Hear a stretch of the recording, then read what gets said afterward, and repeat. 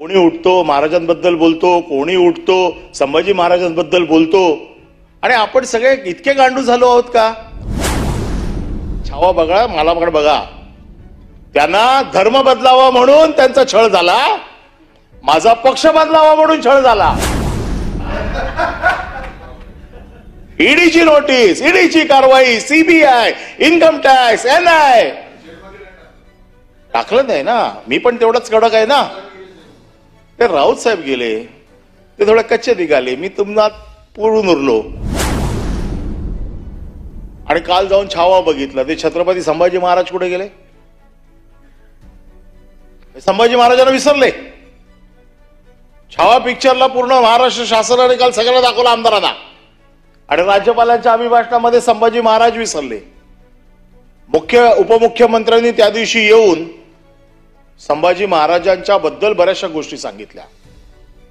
छत्रपती शिवाजी महाराजांबद्दल इथे तुम्ही लिहिलेलं आहे की त्यांचा मान सन्मान, त्यांचं महान कार्य, आणि जो कोरळकर त्यांचा अपमान करतोय, जो सोलापूरकर त्यांचा अपमान करतोय, यांच्या बाबतीत तुमच्या सरकारची हिंमत नाहीये की त्यांच्यावरती कारवाई करायची. त्यांना तुम्ही वाचवताय आणि राज्यपालांना चुकीची माहिती देताय. राज्यपालांचा विश्वासघात करते सरकार, राज्यपालांना चुकीची माहिती देते, आणि म्हणून ते सांगतायत की माझं सरकार असं करतंय. संभाजी महाराजांसारख्या थोर ज्यांनी इतिहास घडवला त्यांना तुम्ही विसरताय. आणि परवाच्या दिवशी सांगितलं की संभाजी महाराज असे होते, संभाजी महाराज तसे होते, संभाजी महाराजांचे हाल केले, संभाजी महाराजांचे डोळे काढले. त्याला सांगितलं धर्म बदला, नाही तर तुमचे डोळे काढून टाकू. त्यांचे हात छाटले, त्यांचे पाय छाटले, लोखंडी सळ्या त्यांच्या डोळ्यात घातल्या. का? तर धर्म बदलावा. आणि त्या संभाजी महाराजांनी शेवटपर्यंत धर्म बदलला नाही. ते आपल्या सगळ्या मतांवरती ठाम राहिले, कुठल्याही दबावाला बळी पडले नाही. छळ झाला.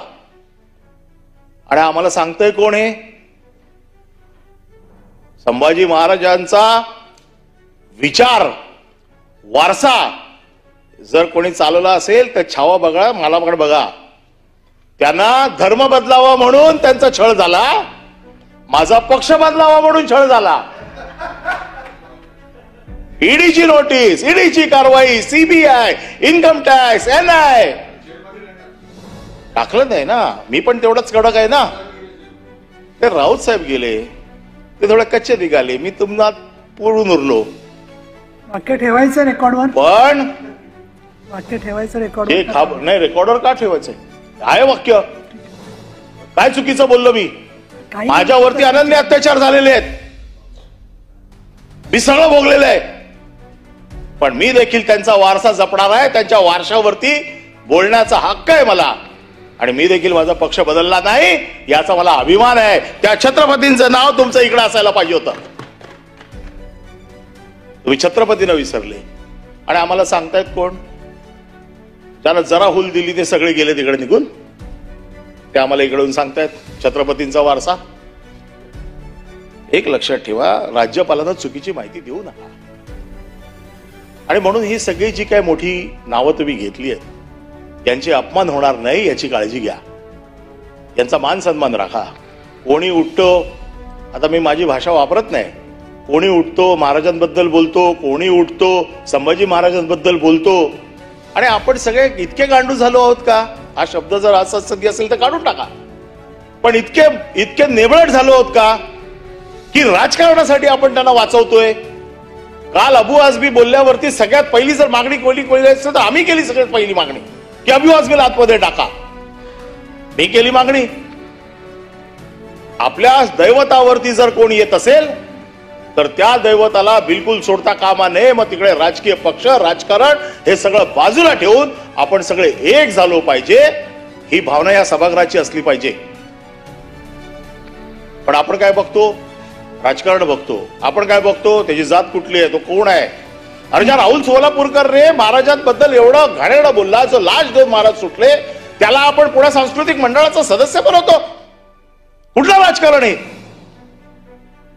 शर्मेची गोष्ट आहे आपल्यासाठी ही. की ज्या राहुल सोलापूरकरने महाराजांबद्दल इतकं चुकीचं बोललाय, कुठले पुरावे त्याने दिले, त्याच्याबद्दल आपण ज्या वेळेला बोलतो त्यावेळेला सरकार म्हणून आपण आपली जबाबदारी द्या. एक तरी मंत्री उठला का राहुल सोलापूरकरला आतमध्ये टाका? नाही, तुम्ही मंत्री नाही आहेत ना, आणि तुम्हाला करणार पण नाहीत ते. आयुष्यभर मावळे राहा. जय भवानी जय शिवाजी.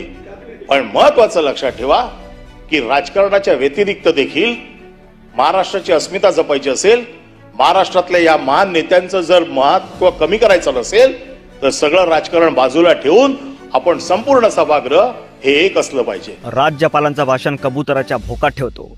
अनिल परब यांचं अनकट भाषण. राज्यपालांनी त्यांच्या अभिभाषणात छत्रपती संभाजी महाराज यांचा उल्लेख केला नाही आणि काल सर्वांनी छावा बघून सिनेमा पाहिला. राज्यपालाचं भाषण कबुतराच्या भोकात ठेवतो. अनिल परब यांचं अनकट भाषण. राज्यपालांनी त्यांच्या अभिभाषणात छत्रपती संभाजी महाराज यांचा उल्लेख केला नाही आणि काल सर्वांनी जाऊन छावा सिनेमा पाहिला. राज्यपालांना सरकार चुकीची माहिती देत आहेत. संभाजी महाराजांना सरकार विसरत आहे. ज्या संभाजी महाराजांनी शेवटपर्यंत धर्म बदलला नाही, त्यांनी धर्म बदलावा म्हणून संभाजी महाराजांचा छळ झाला आणि मी पक्ष बदलावा म्हणून माझा छळ झाला. ईडी सीबीआय लावला. माझ्यावर अन्याय झाला. आम्ही छत्रपतीचा वारसा आहोत. मी बोलणार. कोणीही काही बोलतो, उठतो, काही बोलतो, पण इतके गांडू आहेत का? कोणीही काहीही बोलतो, उठतो, काहीही बोलतो. आपण इतके गांडू आहेत का? हा शब्द असंवैधानिक असेल तर काढून टाका. ज्या सोलापूरकरांनी महाराजाबद्दल चुकीचे बोलले त्यांना संस्कृत विभागाचे अध्यक्ष केले. आपल्या महाराजाबद्दल कोणी काहीही बोलत असेल तर सर्वांनी एकत्र आले पाहिजे. कोरटकरला जामीन झाला, मग सरकारने त्याला वरच्या कोर्टात चॅलेंज का नाही केले? कारण सरकार त्याला वाचवत आहे.